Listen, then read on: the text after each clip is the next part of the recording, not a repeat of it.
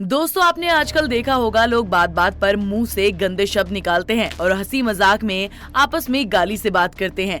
लेकिन क्या आपने कभी सोचा है ऐसे लोगों के साथ मृत्यु के बाद क्या होता है? इसके बारे में गरुड़ पुराण में बताया गया है। कहा जाता है कि जो व्यक्ति ब्राह्मणों या धार्मिक लोगों को परेशान करते हैं और उनसे गाली का इस्तेमाल करते हैं, ऐसे लोगों को अप्रतिष्ठ नर्क भोगना पड़ सकता है। यह नर्क मूत्र, पस और उल्टी से भरा हुआ होता है। दोस्तों, आज के समय में भले ही आपत्तिजनक शब्दों का इस्तेमाल करना आम सी बात हो गई है, लेकिन आपको बता दें, गाली देना अपमानजनक माना जाता है। इसके साथ ही इससे व्यक्ति के स्तर के बारे में भी पता चलता है। एक इंसान अपने शब्दों से अपने संस्कारों का परिचय देता है। अगर आप बात बात पर गाली देंगे तो ये आपके संस्कारों को दर्शाता है। वैसे इन सब बातों को अलग रखकर व्यक्ति गाली देते समय कुछ भी नहीं सोचता। वहीं अगर आप उनमें से हैं जो गाली नहीं देते और अगर आपके अंदर इतना धैर्य, संयम और शक्ति है कि आप पर दूसरों की गालियों का कोई असर नहीं होता, तो कोई भी आपका कुछ नहीं बिगाड़ सकता। इसका सबसे अच्छा उदाहरण गौतम बुद्ध ने दिया है। आपने देखा होगा हमारे आसपास जितने भी अच्छे और सच्ची प्रवृत्ति के लोग हैं, उनकी बुराई करने वाले और उनको नापसंद करने वाले बहुत लोग होते हैं। इसी तरह गौतम बुद्ध को पसंद न करने वालों की गिनती भी कम नहीं थी।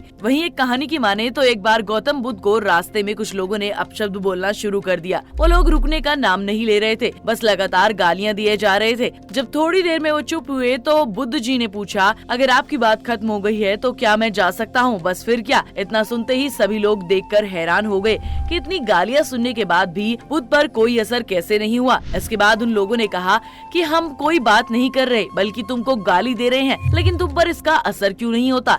इस पर जवाब देते हुए बुद्ध ने कहा कि अगर तुमने कुछ साल पहले यह बोला होता तो जरूर ही मैं तुम्हारी ही भाषा में तुम्हें जवाब देता, क्योंकि तब मैं भी तुम्हारी तरह अहंकारी और अपनी ही बनाई दुनिया का राजा हुआ करता था। लेकिन अब मुझे गाली देना या अपशब्द बोलना अपनी शक्ति बर्बाद करने जैसा लगता है, एक मरे हुए इंसान को गाली देने के बराबर लगता है। मेरे विचार में मुझे कोई तब तक गाली नहीं दे सकता जब तक मैं उस वस्तु को स्वीकार न करूँ। अब तुमने मेरे लिए गलत शब्दों का इस्तेमाल किया, मुझे गाली दी, लेकिन मैंने स्वीकारी ही नहीं, तो इन गालियों का मुझ पर कोई असर कैसे हो सकता है? मेरे मन में तुम लोगों को देखकर बस दया भावना ही आती है, क्योंकि अब तुम ये गालियां अपने साथ ही लेकर जाओगे और अपने परिवार, मित्र और सगे संबंधियों में बांटोगे। तुम्हारी गालियां तुम्हें ही मुबारक। बस इतना कहते ही वो वहाँ से चले गए। इतना ही नहीं दोस्तों, अगर हम रामायण पर एक नजर डालें तो आपने देखा होगा कि किस तरह माता सीता इतनी मुसीबतों में रहकर रावण की कैद में रही। लेकिन सोचने वाली बात है कि माता सीता को इतनी कठिनाइयों का सामना क्यों करना पड़ा। दरअसल एक कथा की माने तो एक बार माता सीता ने लक्ष्मण जी के लिए कटु वचनों का प्रयोग किया था। वहीं लक्ष्मण जी राम जी के भाई होने के साथ साथ भगवान के अनन्य भक्त भी थे। वहीं भगवान कहते हैं कि अगर एक पल को कोई मेरा अपमान कर दे तो मैं उसे माफ कर सकता हूँ, लेकिन अगर कोई मेरे भक्तों का अपमान करे तो उसको उसका दंड जरूर मिलता है। जिस तरह माता सीता ने कड़वे वचन बोलकर लक्ष्मण जी को चोट और दुख पहुँचाया था, उसी तरह आज के युग में भी अगर कोई किसी को कटु वचन बोलकर उसके भावनाओं को चोट पहुँचाता है या उसको दर्द देता है तो उसका हिसाब भगवान जरूर करते हैं। इसीलिए सलाह दी जाती है कि कुछ भी बोलने से पहले 10,000 बार सोचना चाहिए, क्योंकि मुंह से निकलने वाला वचन और बाण से छूटा हुआ तीर कभी भी वापस नहीं लिया जा सकता। दोस्तों, आज के वीडियो में बस इतना ही। अगर आपको हमारी वीडियो पसंद आई हो तो कमेंट करके जरूर बताइएगा।